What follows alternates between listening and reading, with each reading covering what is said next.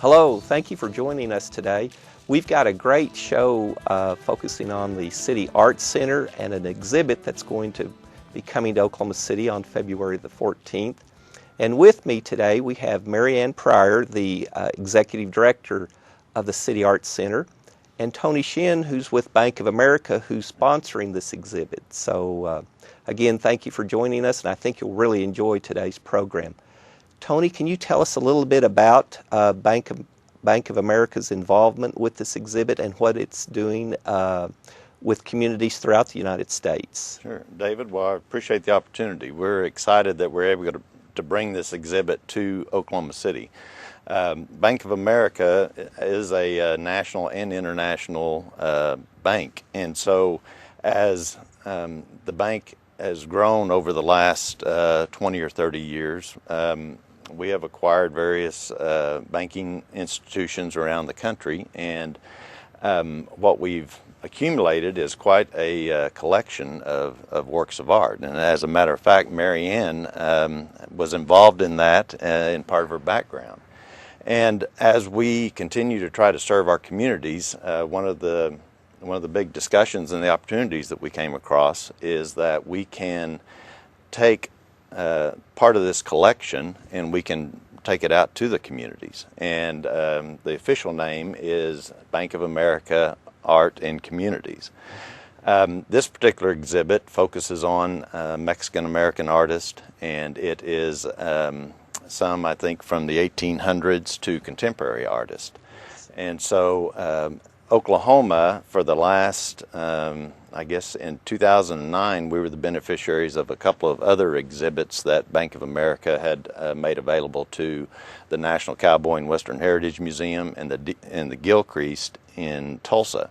And so the fact that we're able to bring this third exhibit to the City Arts Center, I feel really blessed to be able to do that. Yeah. And so this exhibit has a number of different mediums, and we think that it'll be interesting to this community because we do have such a strong culture and vibrant culture of Mexican Americans and Hispanic background. And so it's a way that we give back to the community. We do that in a lot of different ways. Bank of America in Oklahoma has close to 1,000 employees. We have, in the last year, contributed about 7,000 volunteer hours from our employee base, and we have provided support financially in the tune of about 800,000 in Oklahoma. That's tremendous. And so we feel like that we're good corporate citizens. We like to be involved in the community, and we like to share some of the resources that we have. And this we feel like is a win-win because we're able to share an asset that we already have, and we're able to bring it into an organization that is building momentum. Mm-hmm. And it is going to be of interest, I believe, to a vibrant community in our part of the state that hopefully finds this exciting, and then it hopefully will provide an opportunity for education to a number of other folks in this community. Oh, I think so. And you know, when I first heard about this exhibit, I unfortunately tend to think of Bank of America as a United States bank, but you have international operations, and you can draw upon works of art from throughout the world that right. Bank of America has acquired. Yes, Bank of America has always had some international presence, but with the merging of Merrill Lynch into Bank of America, it has vastly broadened our reach across the world. And so, you know, there are a number of our exhibits that have been exhibited in Europe and other parts of the country, and then you know, we hope that as the years progress, that maybe we're able to bring some of our international exhibits to places like Oklahoma City. That's just great. So, Mary Ann, can you tell us a little bit about the exhibit, the name, as well as some of the artists that we'll get to view some of their paintings? And again, I'm just so excited. I think this is just a tremendous exhibit. Well, we're very excited too, and we're very, very grateful to Bank of America for allowing us to exhibit works from their collection. This particular exhibit is called Miradas. It is ancient roots in modern and contemporary art. So we've got really the last 80 years of Mexican art covered. And some of the artists, as Tony mentioned, were born in the late 19th century and died in the mid-20th century, but others are still living. And so one of them, Javier Chavera, is on our main poster and invitations, and that is a beautiful acrylic work which is called The Warrior. Mm-hmm. And that is one of the most recent works in the show 2004. But then we've got some of the really big names in Mexican art, like Diego Rivera. We have a beautiful lithograph in the show, and that is called The Teacher, Fruits of the School, which is very relevant to what we do because we're an educational facility.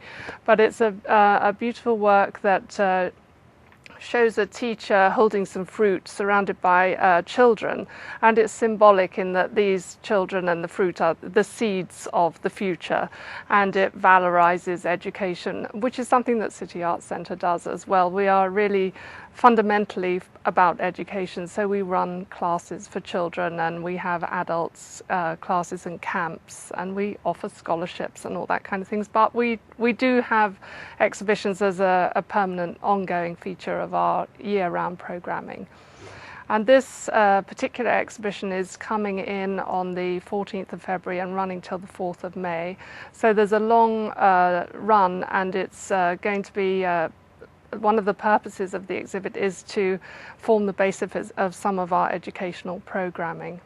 That sounds great. And February 14th, Valentine's Day, is a perfect time to share this type of exhibit with Oklahoma City, and I hope as many people can come out on that opening day, because it'll really be a very fun event, I think. And we'll be giving out red roses on the day. Oh, even a better reason to show up. This is great. Yeah, and we expect a lot of interest in this exhibit, definitely, because one of the reasons that I was brought to Oklahoma City from London was to expand City Arts Centre and to make it a venue for more international and national shows, as well as regional and local artworks. But so I have been trying to diversify our audience, and I'm particularly interested in reaching out to the Hispanic community that is in our vicinity, and I think we really need them to come. We want them there. Well, and I hope we have a great turnout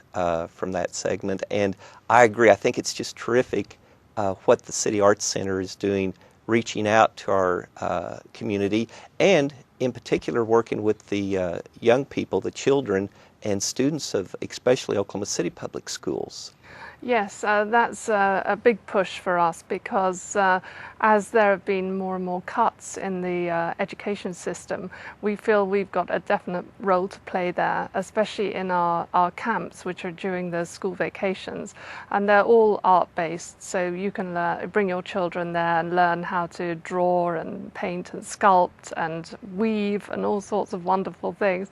And of course they'll be looking at the exhibit that is in our main gallery, Miradas, and they will be drawing from the exhibition. They will be recreating some of the imagery, and there'll be mask making and all sorts of wonderful things going on. And as I said earlier, we have scholarships to help the poorer children in our community, and we really want people to come forward and have benefit of that. Oh, that's tremendous. It's so inspiring to hear about those types of efforts and exposing the youth to great works of art.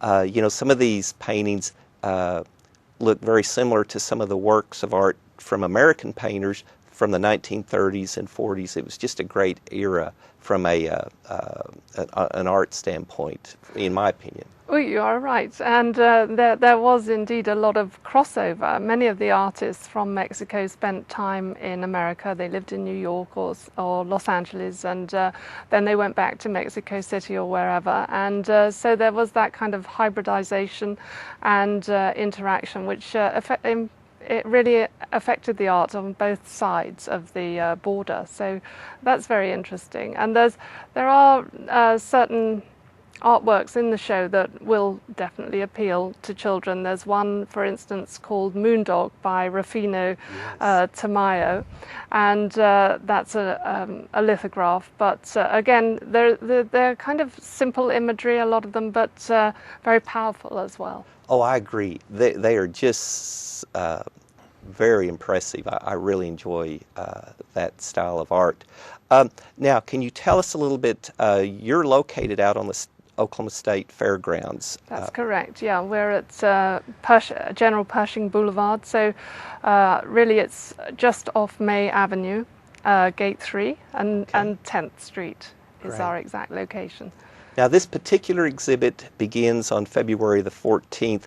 What are the hours for the City Arts Center? When do you open? How late do you stay open? And weekends, or are they available? Is it can the public attend these exhibits on the weekends as well? Yeah, not on Sundays, but Okay. Monday to Thursday we're open from 9 till 10 at night, so Oh, they're great. long hours. Uh-huh. And then on Friday and Saturday 9 to 5.